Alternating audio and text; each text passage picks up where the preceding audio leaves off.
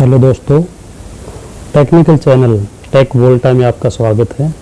आज हम बात करेंगे एक महत्वपूर्ण टॉपिक जिसका नाम है फ्यूज़, जो कि इलेक्ट्रिशियन, वायरमैन, इलेक्ट्रॉनिक्स, जो कि तीनों ट्रेडें आईटीआई से संबंधित है, में यह टॉपिक फ्यूज़ से संबंधित जो भी क्वेश्चन है वो सभी के सभी महत्वपूर्ण है। और ये फ्यूज़ का जो टॉपिक है वो सबसे ज़्यादा महत्वपूर्ण है, यहाँ से सबसे ज़्यादा क्वेश्चन पूछे जाते हैं। तो इस टॉपिक के अंदर वही क्वेश्चन दिए गए हैं फ्यूज़ से संबंधित जो पहले पूछे जा चुके हैं और आने वाले समय में पूछे जा सकते हैं। ये जो क्वेश्चन है वो DRDO, Delhi metro, Noida metro, ordnance factory, lineman और आने वाले एग्ज़ाम जो है यूपी लाइनमैन, वहाँ पे भी इससे संबंधित क्वेश्चन आने की पूरी संभावना है। तो आइए देखते हैं फ्यूज़ से संबंधित पहला क्वेश्चन क्या है। फ्यूज़ किसे कहते हैं? किसी इलेक्ट्रिकल सर्किट का वह कमजोर स्थान जो नॉर्मल करंट से अधिक करंट होने पर अपने आप को तोड़ दे, फ्यूज़ कहलाता है। किसी भी इलेक्ट्रिकल सर्किट का वह कमजोर स्थान होता है, सबसे कमजोर स्थान जहाँ पर नॉर्मल करंट से अधिक करंट हो जाए तो वह अपने आप को तोड़ देता है। तो उसको क्या बोलते हैं, उस स्थान को क्या बोलते हैं? फ्यूज़ बोलते हैं। अगला क्वेश्चन क्या है? डीसी सप्लाई के मामले में फ्यूज़ सर्किट के खालिस्तान में लगता है। डीसी मामले में फ्यूज़ सर्किट के खालिस्तान में लगता है। तो कहाँ पे लगता है? डीसी सर्किट की बात की जाए तो डीसी सर्किट में पॉजिटिव तथा नेगेटिव दोनों तारों में फ्यूज़ लगाया जाता है। अगला क्वेश्चन क्या कहता है?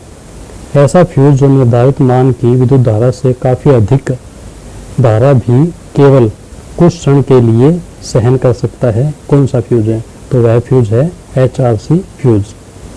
अगला क्वेश्चन देखते हैं। सप्लायर फ्यूज़ जो सील्ड होता है कहाँ पर लगा होता है?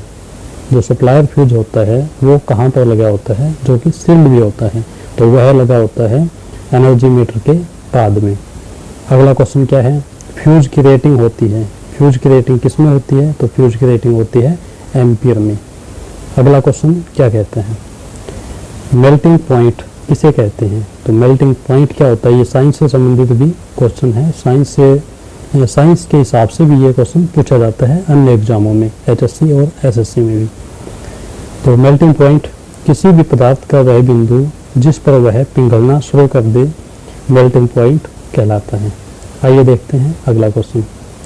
इलेक्ट्रिक सर्किट को ओवरहीटिंग तथा ओवरलोड से बचाने के लिए उपयोग किया जाता है।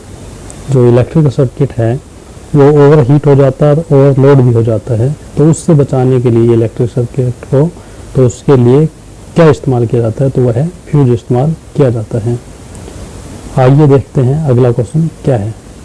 HRC फ्यूज़ कितनी रेटिंग तक उपयोग किए जाते हैं? तो HRC फ्यूज़ किस रेटिंग तक उपयोग किया जाता है? तो वह है 1000 एम्पियर तक। अगला क्वेश्चन क्या है? 9वां क्वेश्चन। HRC फ्यूज़ प्रदान करता है। HRC फ्यूज़ प्रदान करता है, क्या करता है? Open circuit protection, short circuit protection या फिर क्लोज सर्किट प्रोटेक्शन। तो यह HRC फ्यूज़ है वो शॉर्ट सर्किट प्रोटेक्शन प्रदान करता है। आइए देखते हैं अगला क्वेश्चन क्या है। HRC फ्यूज़ मुख्य रूप से उपयोग किया जाता है। तो HRC फ्यूज़ कहाँ पे मुख्य तौर पे इस्तेमाल किया जाता है?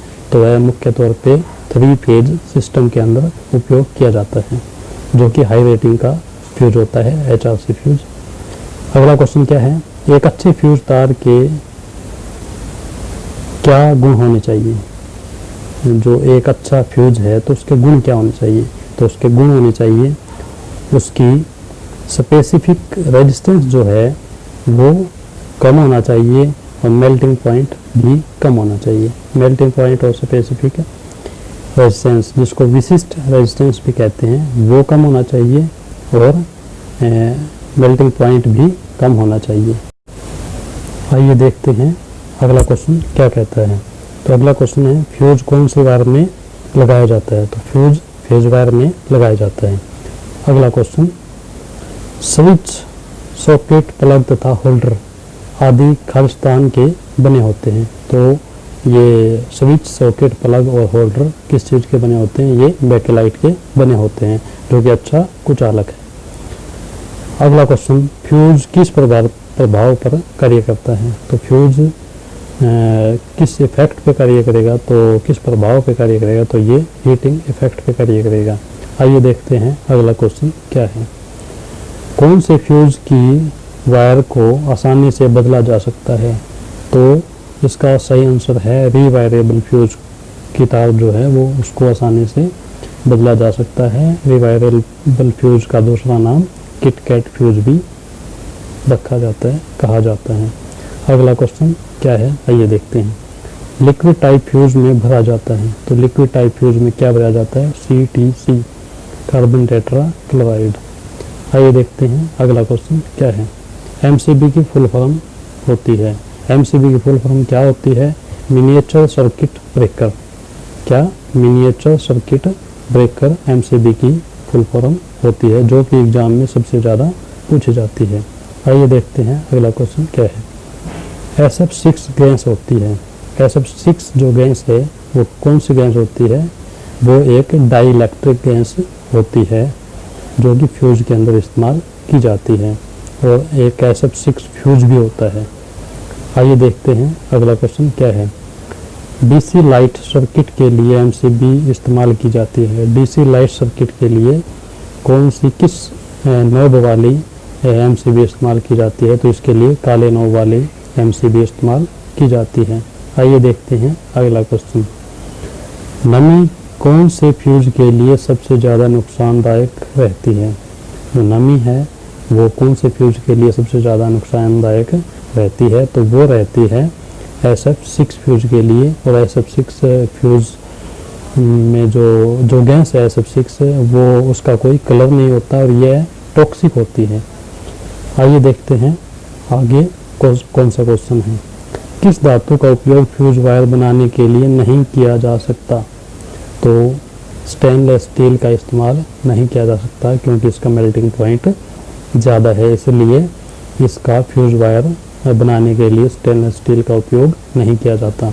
आइए देखते हैं अगला क्वेश्चन क्या है। अगला क्वेश्चन है, फ्यूज का चुनाव होता है, तो फ्यूज का चुनाव किस किस के ऊपर होता है? क्या चीज़ इम्पोर्टेंट रहती है? तो फ्यूज का चुनाव हम स्टडी लोड और फ्लक्चुएटेड जो लोड है, उन दो लोड को देख करके हम फ्यूज का चुनाव करते हैं। आइए देखते हैं अगला क्वेश्चन क्या है। कार्ट्रिज फ्यूज को कितने वोल्ट तक उपयोग किया जाता है? तो कार्ट्रिज फ्यूज को 33 kV तक इस्तेमाल किया जाता है। आइए देखते हैं अगला क्वेश्चन क्या है। HRC फ्यूज में कट ऑफ और फाइनल करंट 0 के बीच के समय को क्या कहा जाता है? क्या कहा जाता है? जो फ्यूज HRC फ्यूज में एक कट ऑफ होती है और एक फाइनल करंट 0, जो ये दो टाइम जो होते हैं उनके बीच के का जो समय होता है उसको क्या बोलते हैं? तो उसको बोलते हैं आर्किंग टाइम। आइए देखते हैं अगला क्वेश्चन 25वां क्वेश्चन क्या है। यदि फ्यूजिंग वायर कई मोड़ दें, यदि फ्यूजिंग वायर में जो हम कई मोड़ दे देते हैं, मोड़ दिए जाएं, तो फ्यूजिंग करंट पर क्या प्रभाव पड़ेगा? यदि हम फ्यूज की जो तार है उसको मोड़ दें, बार बार हम ट्विस्ट कर दें, तो उसके ऊपर जो फ्यूजिंग करंट है उसके ऊपर क्या प्रभाव पड़ेगा? तो उसके ऊपर प्रभाव पड़ेगा, करंट कम हो जाएगी, फ्यूजिंग करंट है वो कम हो जाएगी। आइए देखते हैं अगला क्वेश्चन क्या है। फ्यूज के मामले में प्री आर्किंग की टिपिकल वैल्यू क्या होती है? फ्यूज के मामले में प्री आर्किंग टाइम की टिपिकल वैल्यू क्या होती है? मोस्ट इम्पोर्टेंट ये वैल्यू ही आप याद रखना, तो 0.001 होती है। आइए देखते हैं अगला क्वेश्चन क्या है। फ्यूजिंग करंट और तार के डायमीटर में क्या संबंध होता है? फ्यूजिंग करंट और तार के डायमीटर में क्या संबंध होता है? तो इसमें संबंध क्या है? Current is equal to KD, power में है 3/2, K कांस्टेंट है, D यहाँ पे डायमीटर है, I यहाँ पे करंट है, और उनकी पावर क्या है? 3/2। आइए देखते हैं अगला क्वेश्चन क्या है। SF6 की फुल फॉर्म होती है। SF6 जो एक गैस होती है, एक SF6 फ्यूज भी होता है, तो उसकी फुल फॉर्म सबसे ज़्यादा पूछी जाती है। एक MCB और एक SF6 की फुल फॉर्म पूछी जाती है। तो इसमें क्या है, सल्फर हेक्सा फ्लोराइड, SF6 की फुल फॉर्म है सल्फर हेक्सा फ्लोराइड। और एक होता है ACB, एयर सर्किट ब्रेकर, एक होता है OCB ऑयल सर्किट ब्रेकर, एक होता है ELCB अर्थ लीकेज सर्किट ब्रेकर। ये सभी के सभी फुल फॉर्म जितनी भी है ये सभी के सभी पूछी जा सकती है। आइए देखते हैं अगला क्वेश्चन क्या है। HRC फ्यूज की क्षमता होती है, तो HRC फ्यूज की क्षमता कितनी होती है, 66 kV से लेकर के 500 MVA तक ये HRC फ्यूज की क्षमता रेटिंग होती है। आइए देखते हैं अगला क्वेश्चन क्या है।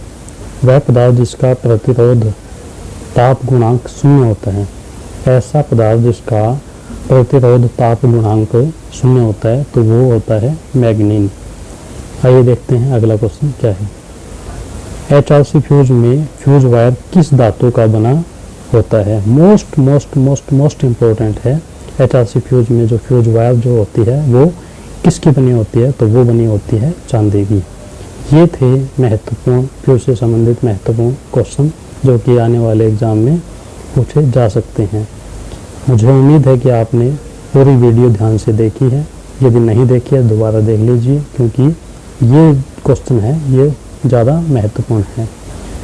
यदि आपको यह वीडियो अच्छी लगी हो तो वीडियो को लाइक करें, कमेंट करें, शेयर करें और चैनल टेक वोल्टा को सब्सक्राइब करना ना भूलें, ताकि आने वाले समय में जितने भी इम्पोर्टेंट वीडियो होगी वो आप तक पहुंचाई जा सके। वो सब्सक्राइब करने के बाद में बेल आइकन को दबा दें, ताकि जैसे ही वीडियो डालें तो आपको उसका नोटिफिकेशन मिल जाए। टेक वोल्टा को देखने के लिए आप सभी का बहुत बहुत धन्यवाद। पढ़ते रहिए, आगे बढ़ते रहिए। आप सभी का बहुत बहुत धन्यवाद।